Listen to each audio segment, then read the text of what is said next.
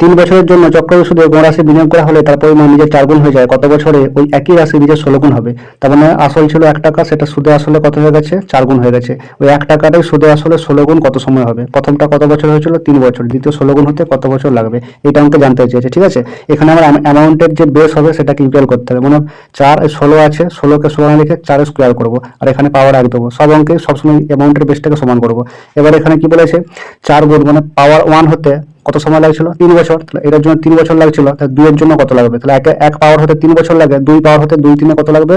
6 বছর। তাহলে অ্যান্সার কত হবে? 6 বছর। তার মানে কি ওই একই টাকাটা 6 বছর পর 16 গুণ হবে, 3 অপশনটা। ঠিক আছে।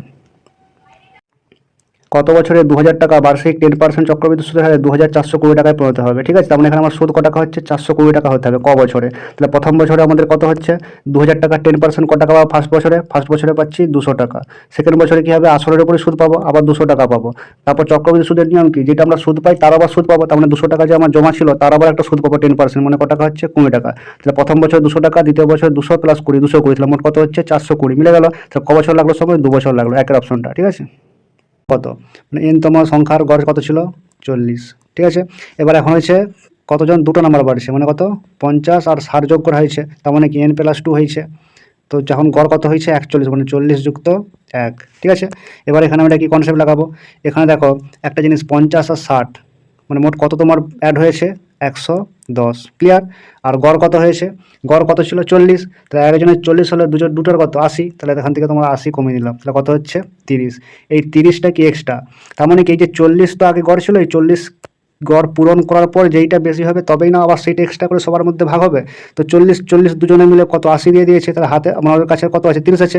এই 30 এক্সট্রা হয়েছিল বলে সবার কত বাড়ছে? 1 করে বাড়ছে। তা 30 জনের মধ্যেই নিশ্চয়ই ভাগ হয়েছে 1 করে। তাহলে বর্তমানে যে n+2 এর মান কত হলো? 30 হলো। এখানে চেয়েছে n এর মান কত? তাহলে 2 কম, তাহলে কত হবে? 28। ঠিক আছে, একের অপশনটা। এখানে প্রশ্ন বলেছে 210 জন মোট শিক্ষার্থী, তার গড় নম্বর 45, আর অনুত্তীর্ণ 27 আর উত্তীর্ণ 54। তাহলে উত্তীর্ণের সংখ্যা কত? ঠিক আছে, মানে উত্তীর্ণ বের করতে হবে। এখানে যখন ওভারঅল দেওয়া থাকবে আর দুটো মান দেওয়া থাকবে তখন অ্যালিগেশন লাগাবো। তাহলে একদিকে কত হবে? 27, আর একদিকে হবে কত? 54। আর ওভারঅল যেটা সেটা মিডিলে বসে, তোমরা যারা অ্যালিগেশন তো সবাই জানো। তাহলে এখানে কত হচ্ছে? 9, আর এখানে কত হচ্ছে? 18। তাহলে অনুপাত কত? 1:2। তাহলে 1:2 অনুপাতে কোন সংখ্যাটা ভাগ হয়েছে? এই 210। ঠিক আছে, প্রথমেরটা ছিল অনুত্তীর্ণ, আর এটা কত? উত্তীর্ণ। তা 3-এর মান কত হচ্ছে? 2 একে কত? 3। এই 3 সমানই 210, তাহলে 1 সমান কত? 70। আর উত্তীর্ণ কত আছে? 2। 2 সমান কত? 70 দুগুণে 140, 2 এর অপশনটা। রাম উত্তর পশ্চিমমুখী আছে, ঘড়ির কাঁটা 90 ডিগ্রি। যখন ডিগ্রি হবে কিছু নয়, প্রথমে তোমাদেরকে ক্রস চিহ্ন করতে, উত্তর, দক্ষিণ, পূর্ব, পশ্চিম, এরকম ক্রস করে নেবে। প্রতিটা ঘর কত ডিগ্রি করে হচ্ছে? 45। প্রতিটা ঘর 45 করে। ঠিক আছে, বুঝতে সুবিধা হবে। প্রথমে উত্তর পশ্চিম মুখী ছিল, মানে কোন দিকে দাঁড়িয়ে ছিল? এখানে এরকম করে মুখ ছিল। তাহলে বলছে ঘড়ির কাঁটার দিকে। ঘড়ির কাঁটা কোন দিকে? এরকমই ঘুরে ঘড়ির কাঁটা। তাহলে ঘড়ির কাঁটার দিকে কত ঘুরছে? 90 ডিগ্রি। 90 ডিগ্রি মানে কত? এতটা গেছে, এখানে পর্যন্ত আসলো। ঠিক আছে, তা 90 ডিগ্রি হলো, মানে প্রতিটা ঘর 45, 45 প্রতি 90। 90 যাওয়ার পর কি বলছে? ঘড়ির কাঁটার বিপরীত দিকে 180 গেছে, মানে 180 মানে পুরো একটা সার্কেল, মানে স্ট্রেট লাইন, এতটা অর্ধবৃত্ত। তাহলে এখানে আপাতত দাঁড়িয়ে আছে এই জায়গাটায়। ঠিক আছে, তারপর কি বলছে? একই দিকে আরও 90 ডিগ্রি হচ্ছে, এদিকে আরও দুটো ঘর 90, মানে প্রতিটা 45, 45, আরও দুটো, মানে এখানে আসছে। তাহলে এখন কোন দিকে মুখ করে আছে? এইদিকে, সাউথ ইস্ট। ঠিক আছে, মানে কত? দক্ষিণ পূর্ব, এর অপশনটা। অর্থপূর্ণ শব্দ তৈরি করতে এলোমেলো অক্ষরগুলিকে পুনর্বিন্যাস করুন এবং তারপর অসমটি নির্বাচন করুন। এগুলোকে সাজিয়ে একটা অর্থপূর্ণ শব্দ তৈরি হবে, তারপর এই 4টার মধ্যে একটা আলাদা হবে, সেটিকে খুঁজতে হবে। তাহলে এটা দেখতে পাচ্ছি কী করলে? ব্লু, এটা অ্যাপেল, এটা হচ্ছে গ্রিন, আর এটা পিঙ্ক। তাহলে পিঙ্ক, ব্লু আর গ্রিন কালার, তাহলে আলাদা কোনটা? অ্যাপেল। তাহলে 2 অপশনটা অ্যান্সার। দেখো ডিরেকশনের অঙ্কটা তোমরা পজ করে পড়ে নাও, তারপর দেখো কীভাবে সলিউশনটা হয়েছে। উত্তর, দক্ষিণ, পূর্ব, পশ্চিম। ঠিক আছে, তাহলে প্রথমে এই জায়গায় পয়েন্ট আছে, তারপর সে কোন দিকে গেছে আমরা দেখে করবো। 50 মিটার সে কী করেছে? দক্ষিণ দিকে গেছে। দক্ষিণ দিকে আমরা নিচের দিকে 50 মিটার গেছে। ঠিক আছে, তারপরে কি বলেছে? ওখান থেকে তারপরে কোন দিকে ঘুরেছে? 20 মিটার গেছে বাম দিকে। তাহলে এইদিকে আসার পর বাম দিক কোনটা হচ্ছে? এই পাশে 20 মিটার গেছে। তারপরে কি বলেছে? উত্তরের দিকে ঘুরে গেছে, আবার উপর দিকে মুখ করেছে, 30 মিটার গেছে। এতটা 50 ছিল, মানে এতটা এরকম জায়গা আসছে। ঠিক আছে, এটা কত মিটার? 30 মিটার। ক্লিয়ার। এবার বলছে তারপর তার বাইরের দিকে হাঁটা শুরু করছে। বাইরে তো এখানে, তাহলে তো স্ট্রেট লাইন যাবে না, অ্যাঙ্গেল বরাবর যাবে, এই কোণে যাচ্ছে। ঠিক আছে, তাহলে এখন কোন দিকে হাঁটছে? নর্থ আর ওয়েস্ট, মানে উত্তর পশ্চিম, 4 অপশনটা। দেখো ব্লাড রিলেশন যখন করবো মেলকে বোঝাতে এরকম বক্স করবো আর ফিমেলকে এরকম সার্কেল করবো, আর স্বামী স্ত্রী বোঝাতে এরকম মেল চিহ্ন ফিমেল চিহ্ন তাকে আবার ঘিরে দেবো, ঠিক আছে? বাস এটুকু জানলেই হবে। এবার দেখো এম এস এর সাথে বিয়ে হয়েছে, এম এস এর সাথে বিয়ে হয়েছে, তাহলে তাকে গোল করে ঘিরে দিলাম। পি এইচ এর ভাই, পি তাহলে কারো ভাই, এইচ এর ভাই, মানে পি এইচ পাশাপাশি, কিন্তু কারো জেন্ডার দেওয়া নেই। জেন্ডার যতক্ষণ না দেওয়া থাকবে তুমি কোনোরকমভাবে নিজে থেকে জেন্ডার করা যাবে না, ঠিক আছে? এটাই নিয়ম। এস এল এর মা, ঠিক আছে? এস কার মা? এল এর মা, এল এর মা, তাহলে মা বলেছে মানে কি এসটা করলাম কি, এসটা হচ্ছে ফিমেল, তাহলে এসটা যদি ফিমেল হয় তাহলে এম অবশ্যই কি ছিল, মেল। তাহলে জেন্ডার পাওয়া গেল, স্বামী স্ত্রী বলছে যেহেতু, ঠিক আছে? তাহলে এমটা হচ্ছে মেল আর এসটা হচ্ছে ফিমেল। এল বলছে কি, এল এর মা বলছে এস, কিন্তু এল কি জেন্ডার বলেনি। যিনি এইচ এর ভাই, ঠিক আছে? এল কার ভাই? এইচ এর ভাই, তাহলে এল আবার বলে দিচ্ছে এইচ এর ভাই মানে কি মেল। এইচ আবার কি বলা নাই, এইচ কি হবে, এম এর সঙ্গে সম্পর্ক, তাহলে এম এম এর কি হচ্ছে, পুত্র হতে পারে, কন্যা হতে পারে। এইচ এর তো কোনো জেন্ডার নেই, নির্ধারণ করা যায় না, 4 অপশনটা।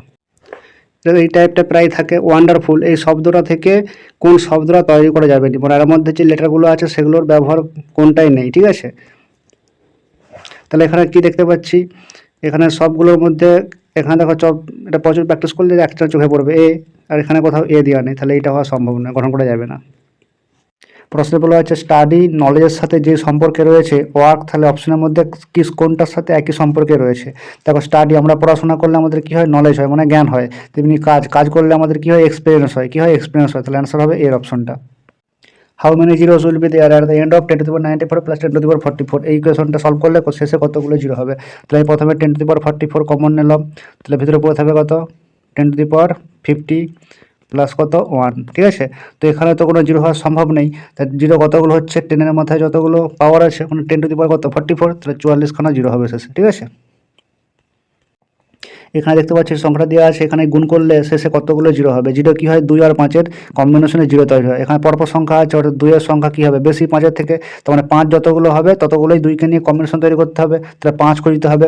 তাহলে এখানে পাওয়ারগুলো তত নম্বরেই আছে, দেখো তাহলে প্রথমবারের 5^5 হয়, 5টা পেলাম, 10-এর বেলা 10টা 5 পাবো, 15-এর বেলা 15টা পাবো, 20-এর বেলা 20টা পাবো, 25-এর কেসটা আলাদা, 25 মানে কত 5 স্কোয়ার হয়, বাইরে আবার 25 আছে, মানে 25 দুগুণে 50, তাহলে 50টা পেলাম। তাহলে মোট কতগুলো পেলাম, 15 15 30 30 20 50 50 100, তাহলে মোট কতগুলো জিরো হবে, 100টা, ঠিক আছে? খুব ইম্পর্টেন্ট কোশ্চেন, দেখে রাখো।